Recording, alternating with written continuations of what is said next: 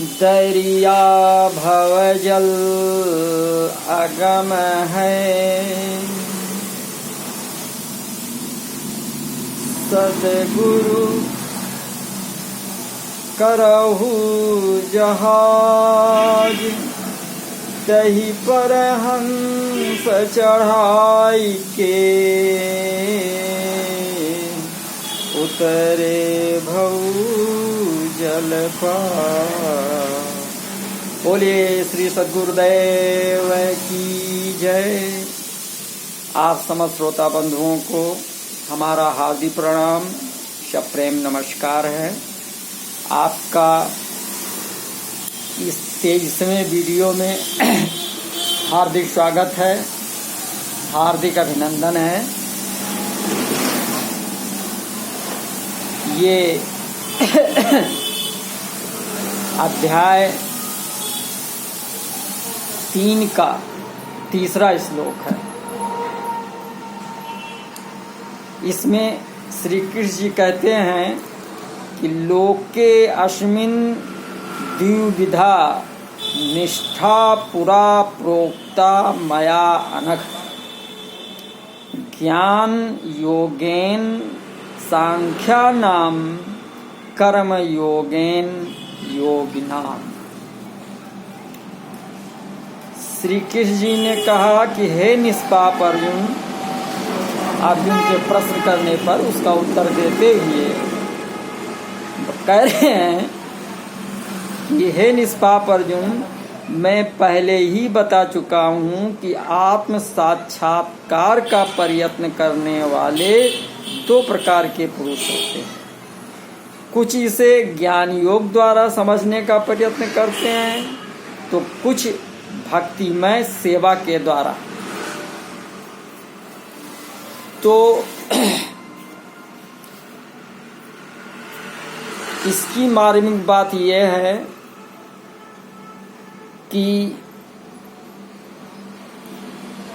भगवान ने 2 निष्ठाएं बताई हैं, एक सांख्य निष्ठा ज्ञान योग और योग निष्ठा कर्म योग। जैसे लोक में 2 तरह की निष्ठाएं हैं, लोके अस्मिन् द्विधा निष्ठा, ऐसे ही लोक में 2 तरह के पुरुष हैं, द्वैमौ पुरुषौ लोके।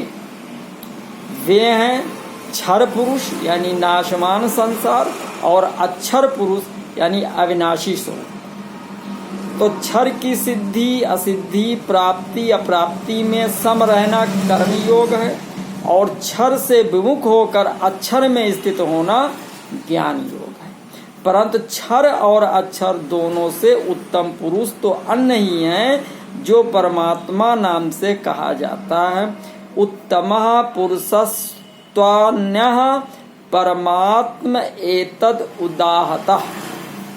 तो वो परमात्मा क्षर से तो अतीत है और अक्षर से उत्तम है, अतः शास्त्र और वेद में वो पुरुषोत्तम नाम से प्रसिद्ध है। तो ऐसे परमात्मा के सर्वथा सर्वभाव से शरण हो जाना भगवान निष्ठा या भक्ति योग है।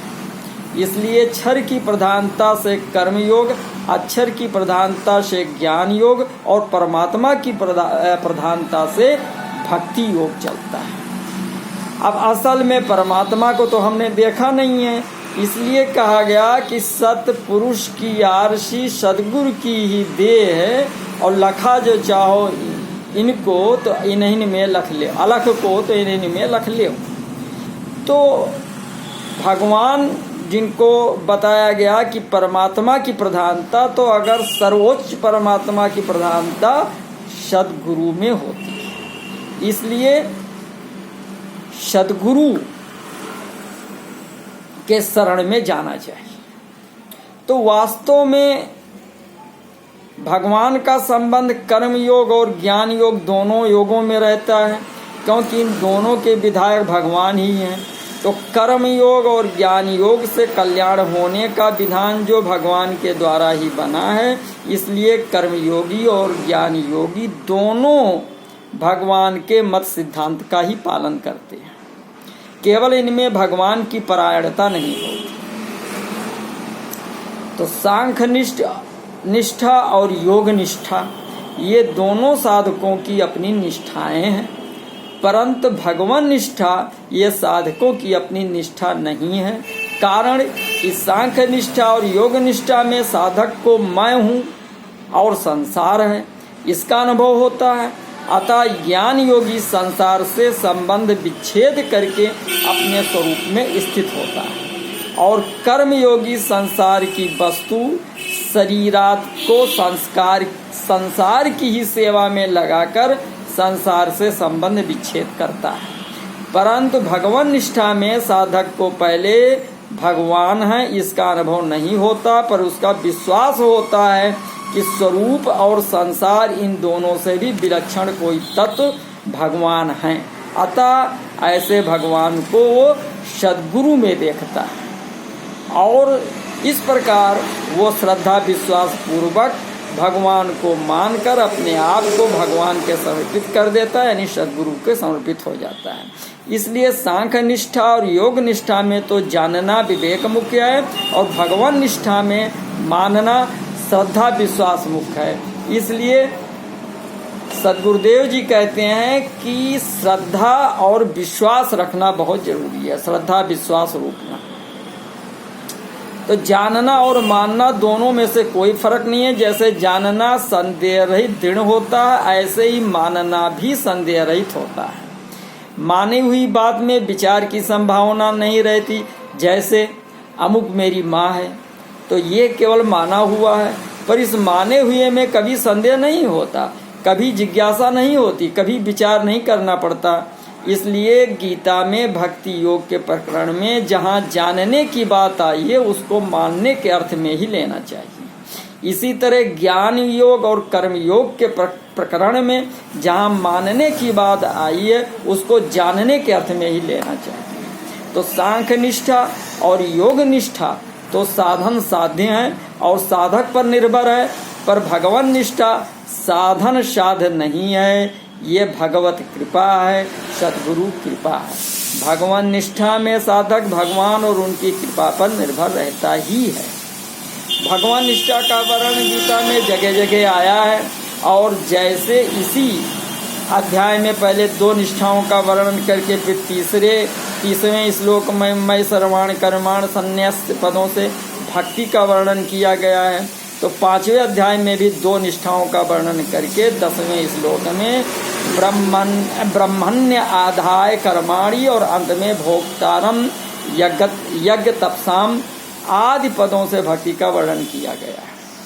तो ज्ञान योगेन सांख्या नाम प्रकृति से उत्पन्न संपूर्ण गुण ही गुणों में बरत रहे हैं, संपूर्ण क्रियाएं गुणों में इंद्रियों में ही हो रही हैं, ऐसा समझकर समस्त क्रियाओं के कर्तापन के अभिमान का सर्वथा त्याग कर देना ज्ञान योग। गीतोपदेश के आरंभ में ही भगवान ने सांख्य योग ज्ञान योग का वर्णन करते हुए नाशवान शरीर और अविनाशी शरीर का विवेचन किया है। असत और सत के नाम से भी कहा गया है। तो कर्म योगेन योगिना वर्ण आश्रम स्वभाव और परिस्थिति के अनुसार जो शास्त्र विहित कर्तव्य कर्म सामने आ जाएं, उसको उस कर्म तथा उसके फल में कामना ममता और आसक्ति सर्वथा त्याग करना चाहिए तथा कर्म की सिद्धि और असिद्धि में सम रहना, ये कर्म योग। तो श्री कृष्ण जी ने कर्मयोग का वर्णन 2 अध्याय के 47वें और 48वें श्लोक में मुख्य रूप से किया है। इनमें भी 47वें श्लोक में कर्मयोग का सिद्धांत कहा गया है, और 48वें श्लोक में कर्मयोग की अनुष्ठान में लाने की विधि कही गई। संपूर्ण भाव यह है कि कर्मयोग और ज्ञान योग ये दोनों ही निष्ठाएं लोक में होने के कारण लौकिक हैं। लोके अस्मिन् द्विधा निष्ठा। कर्म योग में क्षर संसार की प्रधानता है और ज्ञान योग में अक्षर जीवात्मा की प्रधानता है। तो क्षर और अक्षर भी लोक में ही हैं। द्वाइमो पुरुषो लोके क्षराश्च अक्षर एव च। अतः कर्म योग और ज्ञान योग दोनों ही लौकिक निष्ठाएं हैं। जीव और जगत को मुख्यता देने से ही ये दो निष्ठाएं हुई हैं। अगर जीव और जगत को मुख्यता ना देकर केवल परमात्मा को ही मुख्यता दें तो दो निष्ठाएं नहीं होंगी, प्रत्युत केवल अलौकिक भगवान निष्ठा भक्ति होगी। लौकिक निष्ठा कर्म योग ज्ञान योग में साधक का अपना उद्योग मुख्य होता है, वो साधन में अपना पुरुषार्थ मानता है, परंतु जब साधक भगवान का आश्रय रखकर साधन करता है, अपना उद्योग मुख्य नहीं मानता, तब उसकी निष्ठा अलौकिक होती। कारण कि भगवान का संबंध होने से सब अलौकिक हो जाता है। जब तक भगवान का संबंध नहीं होगा तब तक सब लौकिक ही होता है। तो किसी को बुरा ना समझें, किसी का बुरा ना चाहें और किसी का बुरा ना करें, तो कर्मयोग आरंभ हो जाता है। तो मेरा कुछ नहीं है, मेरे को कुछ नहीं चाहिए और मेरे को अपने लिए कुछ नहीं करना है, तो इस सत्य को स्वीकार कर लें तो ये ज्ञान योग आरंभ हो जाता है। अब आगे चौथे श्लोक में श्री कृष्ण जी कह रहे हैं ना कर्मणाम अनारंभात नैष कर्म्यम पुरुषा अश्नुते ना चा संन्यसनात् एव सिद्धिम समधिगच्छति। अर्थात ना तो कर्म से विमुख होकर कोई कर्म फल से छुटकारा पा सकता है और न केवल संन्यास से सिद्धि प्राप्त की जा सकती है। तो ना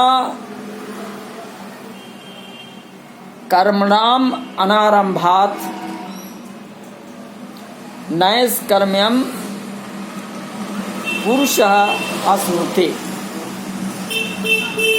तो कर्म योग में कर्म करना अत्यंत आवश्यक है, कारण कि निष्काम भाव से कर्म करने पर ही कर्म योग की सिद्धि होती है।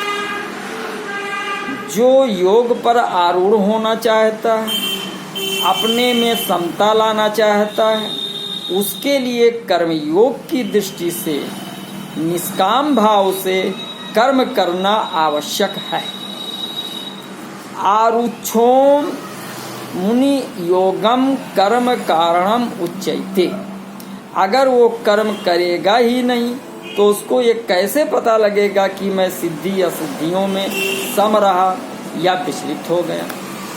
तो ये सिद्धि मनुष्य को कर्म किए बिना नहीं मिल सकती। तो मनुष्य के अंतःकरण में कर्म करने का जो वेग विद्यमान रहता है, उसे शांत करने के लिए कामना का त्याग करके कर्तव्य कर्म करना आवश्यक है।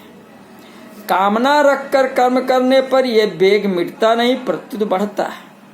नैष कर्म्यम आश्रिते। तो पदों का आशय है कि कर्म योग का आचरण करने वाला मनुष्य कर्मों को करते हुए ही निष्कर्मता को प्राप्त होता है।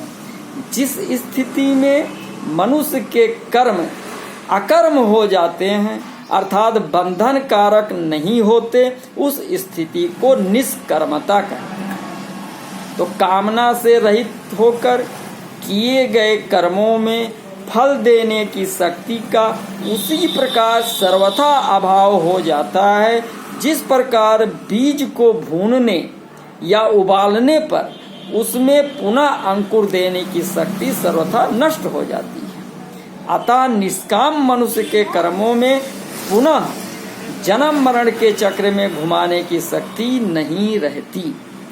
कामना का त्याग तभी हो सकता है जब सभी कर्म दूसरों की सेवा के लिए किए जाएं, अपने लिए नहीं। कारण कि कर्म मात्र का संबंध संसार से है और अपना स्वरूप का संबंध परमात्मा से है। तो अपने साथ कर्म का संबंध है ही नहीं, इसलिए जब तक अपने लिए कर्म करेंगे तब तक कामना का त्याग नहीं होगा, और जब तक कामना का त्याग नहीं होगा तब तक निष्कर्मता की प्राप्ति नहीं होगी। ना चा संन्यसनात् एव सिद्धिं समधिगच्छति। तो इस श्लोक के पूर्वार्ध में भगवान ने कर्मयोग की दृष्टि से कहा कि कर्मों का आरंभ किए बिना कर्मयोगी को निष्कर्मता की प्राप्ति नहीं होती। अब इस श्लोक के इस उत्तरार्ध में सांख्य योग की दृष्टि से कहते हैं कि केवल कर्मों का स्वरूप से त्याग कर देने से सांख्य योगी को सिद्धि अर्थात निष्कर्मता की प्राप्ति नहीं होती। सिद्धि की प्राप्ति के लिए उसे कर्तापन अहंता का त्याग करना आवश्यक है। अतः सांख्य योगी के लिए कर्मों का स्वरूप से त्याग करना मुख्य नहीं है, प्रमुख अहंता का त्याग ही मुख्य है। तो सांख्य योग में कर्म किए भी जा सकते हैं और किसी सीमा तक कर्मों का त्याग भी किया जा सकता है, परंतु कर्म योग में सिद्धि प्राप्ति के लिए कर्म करना आवश्यक होता है। अब इसमें खास बात क्या है? खास बात है कि श्रीमद् भगवद गीता मनुष्य को व्यवहार में परमार्थ सिद्धि की कला सिखाती है। उसका आशय कर्तव्य कर्म कराने में है, छुड़ाने में नहीं। इसलिए श्री कृष्ण जी ने कर्म योग और ज्ञान योग दोनों ही साधनों में कर्म करने की बात कहते हैं। ये एक स्वाभाविक बात है कि जब साधक अपना कल्याण चाहता है तब वो सांसारिक कर्मों से उकताने लगता है और उन्हें छोड़ना चाहता है। इसी कारण अर्जुन भी कर्मों से उकता कर भगवान से पूछते हैं कि जब कर्म योग और ज्ञान योग दोनों प्रकार के साधनों का तात्पर्य समता से है तो फिर कर्म करने की बात आप क्यों कहते हैं? तो मुझे युद्ध जैसे घोर साध कर्म में क्यों लगाते हो? परंतु भगवान ने दोनों ही प्रकार के साधनों में अर्जुन को कर्म करने की आज्ञा दी है। जैसे कर्म योग में योगस्था कुर कर्माणि और सांख्य योग में तस्मात् युद्धस्व भारत। तो इससे सिद्ध होता है कि भगवान का प्राय कर्मों को स्वरूप से छुड़ाने में नहीं प्रत्युत कर्म कराने में है। हाँ, भगवान कर्मों में जो जहरीला अंश कामना ममता और आसक्ति है उसका त्याग करके ही कर्म करने की आज्ञा देते हैं। तो कर्मों का स्वरूप से त्याग करने की अपेक्षा साधक को उनसे अपना संबंध विच्छेद करना चाहिए। कर्मयोगी निस्वार्थ भाव से कर्म करते हुए शरीर, इंद्रियां, मन, बुद्धि, पदार्थ आदि को संसार की वस्तु मानकर संसार की सेवा में लगाता है और कर्मों तथा पदार्थों के साथ अपना कोई संबंध नहीं मानता। ज्ञान योग में सत असत के विवेक की प्रधानता रहती है। अतएव ज्ञान योगी ऐसा मानता है कि गुण ही गुणों में बरत रहे हैं, अर्थात शरीर, इंद्रियां, मन, बुद्धि आदि से ही कर्म हो रहे हैं। मेरा कर्मों के साथ किंचन मात्र भी संबंध नहीं है। तो गीता के 3 अध्याय का 28वां और 5वें अध्याय का 8वां 9वें श्लोक में आएगा। तो प्रायः सभी साधकों के अनुभव की बात है कि कल्याण की उत्कट अभिलाषा जागृत होते ही कर्म पदार्थ और व्यक्ति परिवार से उनकी अरुचि होने लगती है, परंतु वास्तव में देह के साथ घनिष्ठ संबंध होने से यह आराम विश्राम की इच्छा ही है जो साधक की उन्नति में बाधक है। तो साधकों को मन में ऐसा भाव रहता है कि कर्म पदार्थ और व्यक्ति का स्वरूप से त्याग करने पर ही हम परमार्थ मार्ग में आगे बढ़ सकते हैं, परंतु वास्तव में इनका स्वरूप से त्याग न करके इनमें आसक्ति का त्याग करना ही आवश्यक है। सांख्य योग में उत्कट वैराग्य के बिना आसक्ति का त्याग करना कठिन होता है, परंतु कर्म योग में वैराग्य की कमी होने पर भी केवल दूसरों के लिए कर्म करने से आसक्ति का त्याग सुगमता पूर्वक हो जाता है। गीता में एकांत में रहकर साधन करने का भी आदर किया है, परंतु एकांत में सात्विक पुरुष तो साधन भजन में अपना समय बिताता है, पर राजस पुरुष संकल्प विकल्प में, तामस पुरुष निद्रा आलस प्रमाद में अपना समय बिताता है जो पतन करने वाला है। इसलिए साधक की रुचि तो एकांत की ही रहनी चाहिए, अर्थात सांसारिक कर्मों का त्याग करके पारमार्थिक कार्य करने में ही उसकी प्रवृत्ति रहनी चाहिए। परंतु कर्तव्य रूप से जो कर्म सामने आ जाए उसको वो तत्परता पूर्वक करे। उस कर्म में उसका राग नहीं होना चाहिए। राग ना तो जन समुदाय में होना चाहिए और ना अकर्मण्यता में ही, कहीं भी राग न रहने से साधक का बहुत जल्दी कल्याण हो जाता है। वास्तव में शरीर को एकांत में ले जाने को ही एकांत मान लेना भूल है, क्योंकि शरीर संसार का ही एक अंश है। अतः शरीर से संबंध विच्छेद होना अर्थात उसमें अहंता ममता न रहना ही वास्तविक एकांत है। अब संपूर्ण भाव यह है कि जो अपना है, अपने में है और अभी है, उस तत्व की प्राप्ति कुछ करने से नहीं होती, क्योंकि उसकी अप्राप्ति कभी होती ही नहीं। हम कुछ करेंगे तब प्राप्ति होगी, ये भाव देहाभिमान को पुष्ट करने वाला है।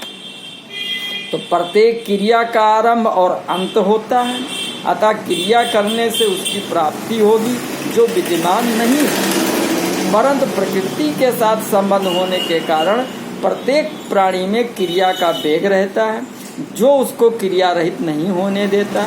क्रिया का वेग शांत करने के लिए यह आवश्यक है कि जो नहीं करना चाहिए उसको ना करें, और जो करना चाहिए उसका निर्मम तथा निष्काम होकर, अर्थात अपने लिए कुछ न करें, पर केवल दूसरों के हित के लिए ही करें। अपने लिए करने से क्रिया का वेग कभी समाप्त नहीं होगा, क्योंकि अपना स्वरूप नित्य है और कर्म अनित्य है। अतः निष्काम भाव से दूसरों के हित के लिए कर्म करने से क्रिया का वेग शांत होकर प्रकृति से संबंध विच्छेद हो जाएगा और शब्द देश काल आदि में विद्यमान परमात्म तत्व प्रकट हो जाएगा, उसका अनुभव हो जाएगा। तो इस प्रकार भगवान श्री कृष्ण जी अपनी बात अर्जुन के प्रश्न का उत्तर देते हुए निष्काम कर्म करने में प्रेरित करते हैं। अब आगे का वर्णन 5वां श्लोक अगले वीडियो में दिया जाएगा। तब तक के आप लोगों से नम्र निवेदन है कि कृपया जिन लोगों ने अभी तक मेरे चैनल को सब्सक्राइब नहीं किया है वो कृपया सब्सक्राइब कर लें, बेल आइकन का बटन दबा दें और लाइक करें, और ख़ास बात है इसको शेयर करें और कमेंट्स करें कि आपको कैसा लग रहा है, कहाँ पर अच्छा नहीं लग रहा है, कहाँ अच्छा लग रहा है। दोनों प्रकार का कमेंट जो आपको आ रहा है वो जरूर करें। इससे हमें अगर हमारी कमियां बताएंगे तो हम उसको सुधारेंगे, और जो सही बताएंगे तो उसके लिए हमको प्रोत्साहन मिलेगा, तो आगे और करने का। धन्यवाद, नमस्कार।